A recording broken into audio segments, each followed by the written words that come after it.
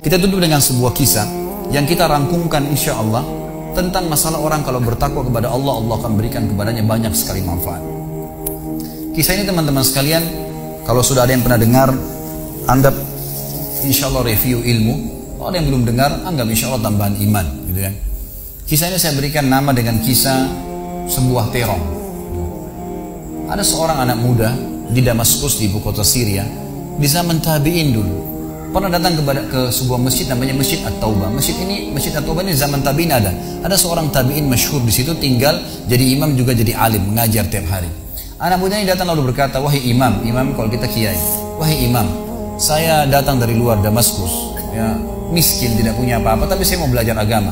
Boleh nggak saya numpang tinggal di masjid bersama anda? Saya bantu-bantu lalu saya hidup bersama anda, maksudnya makan minum bersama anda."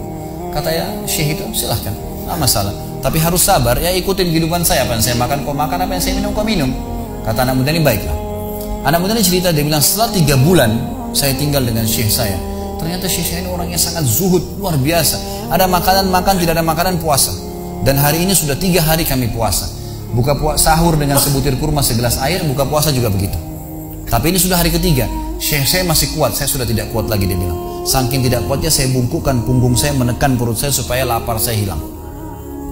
Dalam keadaan begitu, syaitan datang menggacaukan pikiran saya sambil berkata, "Wahai anak muda," di benak saya terlintas, "sekarang sudah halal buat kau mencuri makanan. Kalau kau tidak curi makanan, kau mau makan dari mana? Akan mati kelaparan. Minta sama gurumu nggak punya. Minta-minta sama orang, gurumu larang, minta-minta sama orang. Sekarang kau curi makanan sepotong roti, yang penting tidak mati kelaparan." Dia bilang dalam kondisi saya berkecamuk pikiran syaitan begitu, saya berpikir mencuri makanan di rumah di sebelah masjid. Zaman dulu teman-teman sekalian, dinding masjid tidak seperti kita sekarang ada tembok. Jadi zaman dulu tuh bisa dari tanah liat, atau kalau mau kuat, batang kurma ditebang atasnya, ditebang akarnya, ditancapin, lalu didempet-dempetin. Jadi dinding yang kuat. Dan rumah orang sama masjid berdempetan dindingnya. Dia naiklah dinding masjid, dari belakang masjid dia naik mau mencuri makanan. Di rumah yang pertama dia mau masuk mencuri di sebelah masjid, itu dia lihat ada 3 perempuan yang tidak tutup auratnya, lagi nonton kulit domba. Dia alihkan pandangannya karena dia tahu yang bukan mahramnya haram untuk melihatnya. Dan itu bukan tujuannya, dia ingin cari makanan. Dia pindah ke rumah kedua. Waktu dia pindah ke rumah kedua, dia lihat dari atas rumah, karena pakai pelapa-pelapa kurma, jadi kelihatan nggak ada orang, tapi ada bau masakan. Kena laparnya dia turun ke dalam, dia masuk ke dapur, ditemukan ada panci yang lagi dipakai masak dengan kayu bakar. Di dalamnya ada, waktu dia buka, air yang sedang direbus 2 buah terong yang sudah matang. Karena lapar sekali, diambil sampai terong 1 lalu digigit. Sementara dia kunyah teman-teman sekalian, dia bilang, dia ceritakan dirinya, waktu saya sebentar kunyah dan sangat lapar, saya sudah buru-buru ingin menelannya, tapi tiba-tiba muncul ketakwaan saya pada Allah, muncul ketakutan saya pada Allah, kepatuhan saya sama Allah.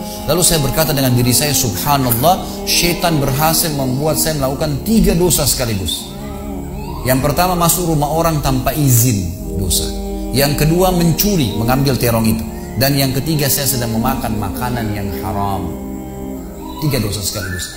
Maka dia bilang, tidak mungkin Allah membuat saya mati kelaparan karena meninggalkan yang haram. Karena Nabinya Muhammad SAW sudah bersabda, "Man taraka sya'ni la abdalahu khairan min."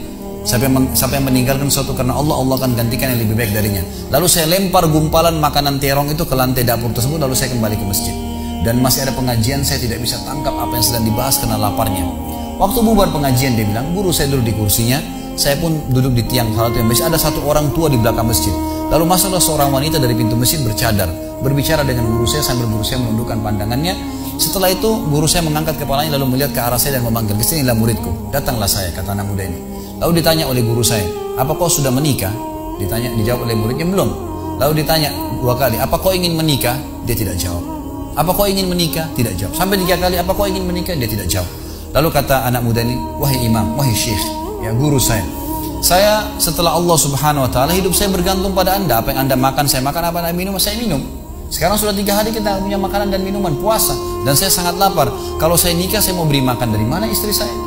Lalu kata syekhnya, "Ini perempuan di sebelah saya yang bercadar, baru selesai masa iddah meninggal suaminya, 4 bulan 10 hari. Dan dia ditinggalkan harta yang cukup, dia masih muda, dia takut fitnah. Dia ingin saya carikan jodoh, saya anggap kamu cocok. Kamu mau?" Dia bilang iya. Tanya perempuan, "Kamu mau?" Dia bilang iya. Syekhnya keluarin kendi dari kamar, dikasihkan jadi mahar, panggil walinya perempuan, panggil 2 saksi, kalimat akad, selesai. Hitungan menit. Lalu kata syekhnya, "Pulanglah ke rumah istrimu. Saatnya sekarang kamu pulang, udah. Nanti kalau mau sholat, mau ibadah, silakan datang ke masjid. Sudah nggak perlu lagi numpang di masjid." Pulanglah dia sama istrinya. Dia ceritain, Dia maksud saya jalan sama istri saya masih malu-malu, baru nikah. Dan ini kan memang hitungan menit nih, ya. Dia baru tadi kelaparan, tiba-tiba sekarang sudah nikah gitu. Dia bilang saya jalan, keluar dari masjid, lewat di rumah pertama yang dia tadi manjat mau mencuri, dia lewatin sama istrinya. Begitu masuk, tiba di depan pintu rumah kedua yang dia manjat, gitu kan? Istrinya berhenti, buka pintu rumah lalu berkata, masuklah suamiku, ini rumah kita. Rumah yang tadi dia mencuri nih. Maka dia pun bilang, saya masuk ke ruang tamu, saya melihat di atas, ini benar rumah tadi yang saya masuk mencuri. Istrinya bilang, wahai suamiku, tadi saya dengar Anda sudah 3 hari nggak makan, mau makan? Dia bilang iya. Istrinya masuk ke dapur, ditemukan apa? Panci terbuka, terong yang sudah digigit. Ini kisah nyata nih. Tiba-tiba perempuan ini bilang, siapa yang makan terong saya? Spontan, teriak gitu kan. Pada saat dia teriak, maka si laki-laki ini mengucapkan kalimat begini. Ini dari saksi bahasan kita. Dia mengatakan, kesinilah istriku. Demi Allah begini ceritanya. Kronologisnya saya manjat, saya turun, saya lapar, saya makan. Dan demi Allah sebelum saya telan, karena saya takut sama Allah, saya lempar ke dapur, ke lantai dapurmu dan belum kering tuh. Gitu kan. Maka perempuan ini mengucapkan kalimat, saya berharap semua muslimah di belakang sana juga punya iman seperti ini. Kata para ulama, ucapan wanita ini perlu diukir dengan ukiran emas, karena menandakan iman yang luar biasa. Kata dia, wahai suamiku, engkau meninggalkan segumpal makanan haram. Allah jadikan makanan itu, pancinya, rumahnya, pemilik rumahnya jadi milikmu sekarang. Allah bukan hanya hilangkan laparnya, makanannya dikasih, pancinya, rumahnya, pemilik rumahnya sekarang jadi milik dia. Orang yang bertakwa kepada Allah diberikan jalan keluar, teman-teman sekalian. Jadi bertakwalah sama Allah, hanya patuh dan tunduk kepadanya. Semua yang baik di mata Allah, semua yang buruk juga di mata Allah SWT. Dan jangan pedulikan urusan dunia ini, jalankan sesuai dengan apa yang Allah SWT inginkan. Allahu a'lam.